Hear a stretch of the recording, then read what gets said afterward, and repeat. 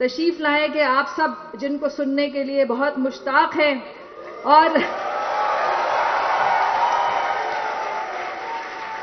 جب ڈرامے لکھے تو کمال لکھے اور تھیٹر لکھا تو ایسا لکھا کہ اب جو ہے وہ ان کا جیسا تھیٹر کوئی نہیں لکھتا. ایسی گفتگو کرتے ہیں کہ ان کے جملوں کی کتاب لانا مشکل ہے. طنز و مزاح کے بادشاہ ہیں. بہت ساری تالیوں میں انور مقصود.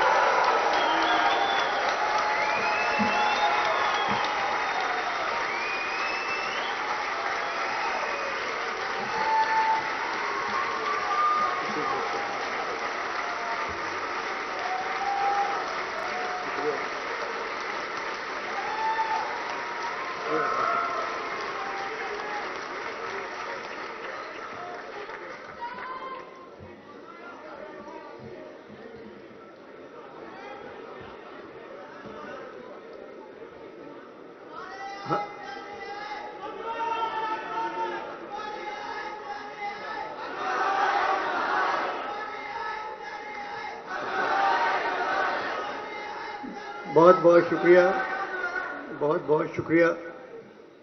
جیتے رہو نوجوانوں، جس میں لڑکے اور لڑکیاں دونوں شامل ہیں. مجھے یقین نہیں تھا کہ اس کانفرنس میں اتنے نوجوان آئیں گے. بہت سے ہزاروں کی تعداد میں باہر بھی کھڑے ہوئے ہیں، میں ان کا بھی شکریہ ادا کرتا ہوں. لوگ کہتے تھے کہ پاکستانی ادب سے اور ثقافت سے نوجوانوں کا کوئی تعلق نہیں رہا ہے. وہ یہاں آ کے دیکھیں کہ کتنا تعلق ہے. ان 3 دنوں میں کتنے لوگ آئے، کتنے بچے آئے. میں ان سب کا شکریہ ادا کرتا ہوں. میں پچھلے 3 دنوں سے لاہور کے سب سے پرانے ہوٹل فلیٹیز میں ٹھہرا ہوا ہوں. 1880 میں تعمیر ہوا تھا. میرے کمرے کی صفائی کرنے والی خاتون میرے خیال میں اس ہوٹل کی پہلی ملازمہ ہوں گی.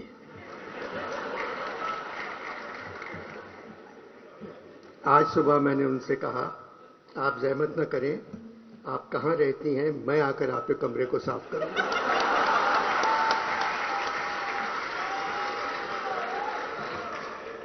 خاموش ہو گئیں. پھر کہنے لگی انور صاحب بالا گھر پر ہی رہتا ہے.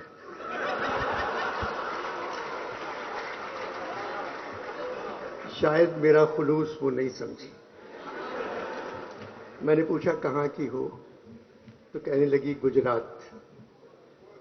میں نے کہا مسلم لیگ کاف کی طرف ہو؟ بولی مسلم لیگوں نے قاعدے کی ایسی تیسی کر دی ہے، صرف کاف گاف بچ گئے ہیں. مجھے نہیں معلوم میں کس کی طرف ہوں. پڑھی لکھی ہو؟ میاں جی پڑھی لکھی ہوتی تو بے روزگار ہوتی.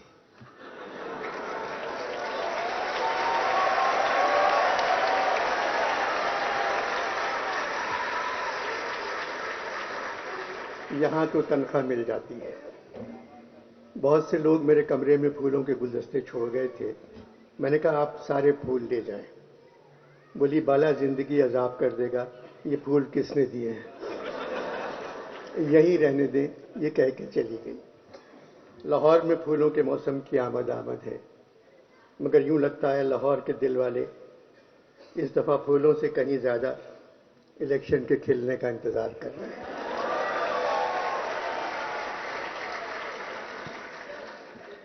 الیکشن ہوں گے یا نہیں، یہ بات نہ الیکشن کمیشن جانتا ہے، نہ سرکار.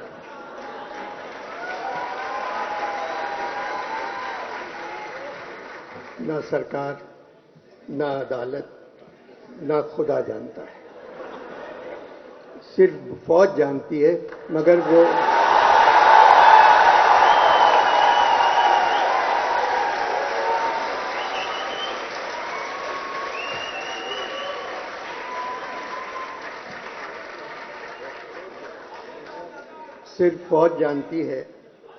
وہ بتا کر نہیں دے رہی ہے.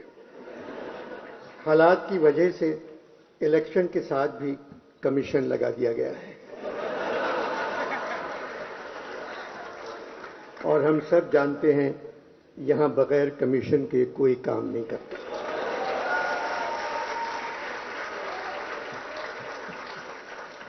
Pakistan literature festival. Karachi art council کے صدر محمد احمد شاہ رنگیلے نہیں ہیں, بہت اچھے انسان ہیں, مزدوروں سے زیادہ کام کرتے ہیں, ہر صوبے کے ادب کو زندہ رکھنا چاہتے ہیں, جو کام کرنا چاہتے ہیں کر گزرتے ہیں. شاہ صاحب کے ہاتھ سے مائکروفون چھیننا اتنا ہی مشکل ہے جیسے چھوٹے بچے کے ہاتھ سے جھنجھنا.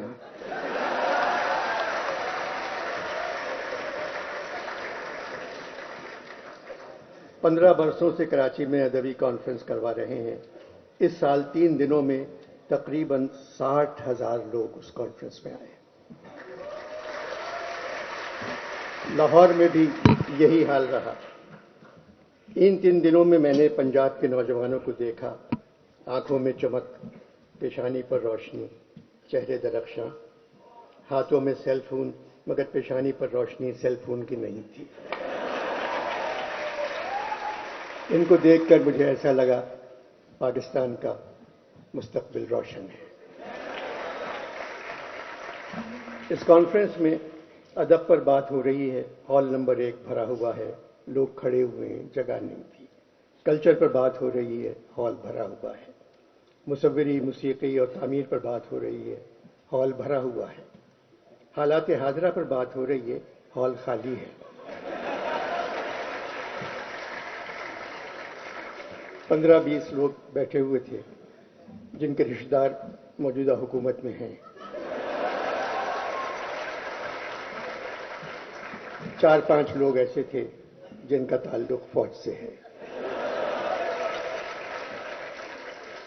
جمہوریت میں جو بھی حکومت ہو, ہمیں اس کی عزت کرنا چاہیے, ہمیں ان کی حفاظت کرنا چاہیے, کیونکہ وہ ہماری حفاظت نہیں کرتے. مگر حکومت جمہوری ہے. ہماری فوج بہت طاقتور ہے, اس لیے ہر جمہوریت میں وزیر اعظم سے لے کر سارے وزیر بچہ جمہورہ بن جاتے ہیں. ڈگڈگی ہلا کر کوئی ان سے کہتا ہے اوئے بچہ جمہورہ کھڑے ہو جا, وہ کھڑے ہو جاتے ہیں. اوئے بچہ جمہورہ اب چل, سب چلے جاتے ہیں. بچہ جمہورہ کا تماشا ہم سڑکوں پر 75 سال سے دیکھ رہے ہیں. ایک آدمی کے ہاتھ میں ڈگڈگی, ایک بندر پر چادر پڑی ہوئی. ڈگڈگی بجانے والا اس سے جو کہتا ہے بندر وہی کرتا ہے. ایک تھیوری ہے کہ انسان پہلے بندر تھا, مگر نئی تھیوری یہ ہے پاکستان میں جمہوری حکومت میں انسان سے بندر بن جاتا ہے.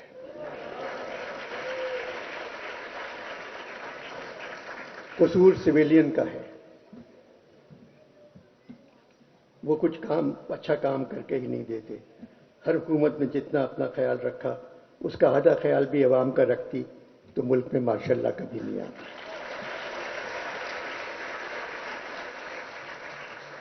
پچھتر برسوں میں فوج نے تقریباً 35 برس ہم پر حکومت کی ہے. 35 برس تو یوں ہی کہہ گیا, 75 برسوں میں تقریباً 74 برس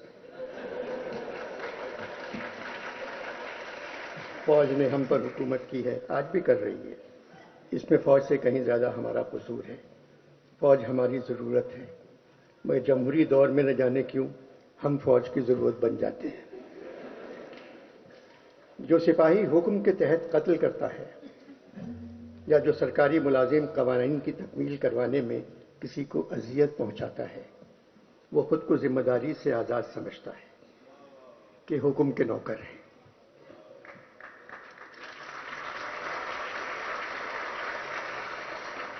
وہ کہتا ہے قانون ہم نے تو نہیں بنایا. وہ یہ بھول جاتا ہے کہ ہر عمل ایک عمل کرنے والے کی طرف لوٹتا ہے, اور ان کا عمل بھی انہی کی طرف لوٹے گا. 75 برسوں سے جو یہاں غریب ہیں وہ آج بھی غریب ہیں. دادا غریب, باپ غریب, بیٹا غریب, پوتا غریب. نہ پیسہ, نہ تعلیم, نہ گھر, نہ کوئی مستقبل. ان کا کوئی حق نہیں.